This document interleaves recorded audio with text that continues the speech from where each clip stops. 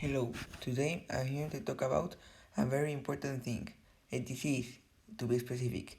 It is called Huntington disease, and it is a disease that currently affects many people in the world, and today I'm here to explain it and tell you guys what it is about and the different things you may not know about it.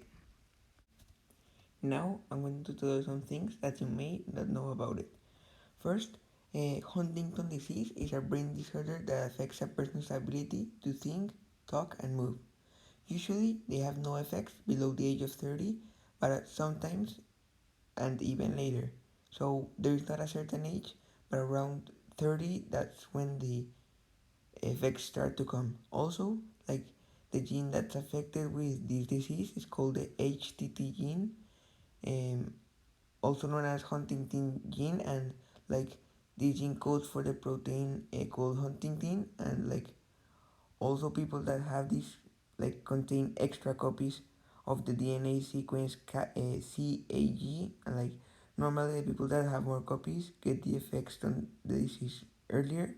So that means, for example, if you have more than usual, like even if you have the disease, if you have even more, then probably you will get the disease around 25, and in the most extreme cases, even in the ages of 20. Um, Also, like the use of the protein without like of a healthy person is not 100% confirmed, as like many people do not know like what it is and what its purpose. But what many people say is that it helps nerve cells in the brain send signals, and also like with the development of the brain and different things. Also, what happens with these proteins when they got the disease is like they start to build more and more and more when that results uh, that eventually it, on the death of the basal ganglia, and also the child or adult like will eventually if they only have one disease causing gene inherited, it's the end, because like with only one you're you're still affected because it is a dominant like allele. And also I think that I want to add is that that is a part of the brain that the basal ganglia is the one that like is like with respect to emotions and thinking, which is something that yes, the Huntington disease affects. And also like there is no real cure to it. Unfortunately, there is no real cure. There are treatments, but there is not a cure to stop it or reverse it, only to like slow the process of it. And finally, some symptoms that can come with it are poor memory, depression, mood swings, lack of coordination, twitching or other uncontrolled movements, and like difficulty on walking, speaking, and swallowing. Now, with the question, what is the name of the mutated gene that causes the disease, and where is the gene located in our chromosomes? Well, the name of the mutated gene that causes Huntington disease is again HTT, and like what this gene does is code the protein uh, for Huntington, and also this gene is located in chromosome 4.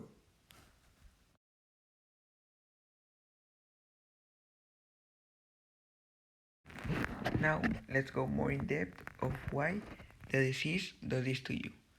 First, I want to say that it starts with the HTT gene.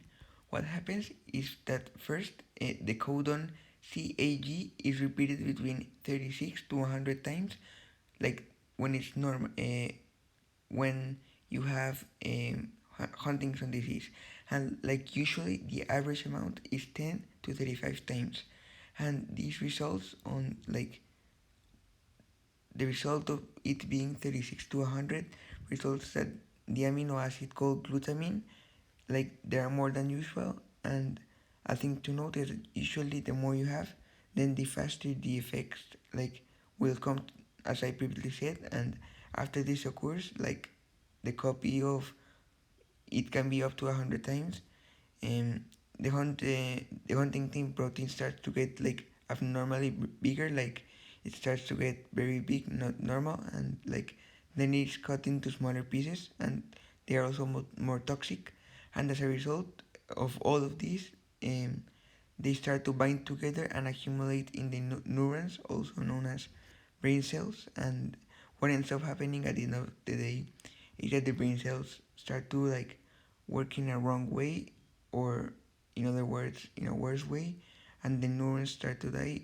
And like this, that affects a lot of the person because the symptoms start to arrive, and this can affect the victim of this disease in very negative ways, such as like being dependent on someone else to live, having challenges every day on like doing simple tasks such as dressing, standing up and walking, and um, like chances of you dying earlier are also big. So it is really sad, but like this is what happens when you get it. Finally, I'm going to show you the Punnett square to show you the chances of you, if your parents have it and are heterozygous, for you to have it. Now, as we can see, because the disease is a dominant allele, um, then the capital H represents the disease and the lowercase represents not having it. So as we can see, the double capital H means that they don't have it, so it is 1 out of 4. The and 25% that you have it. Also, the capital H and lowercase h also means that you have it, so that is 2 out of 4, meaning that 50%.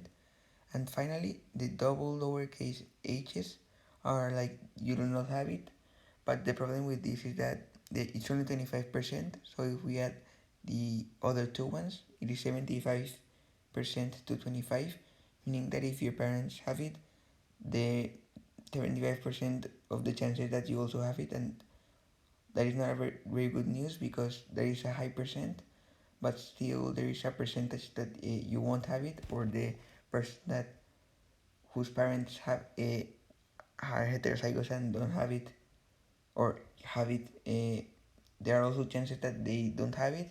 So that was the Punnett square, and thanks for hearing up my presentation. And coming up, I will show my sources.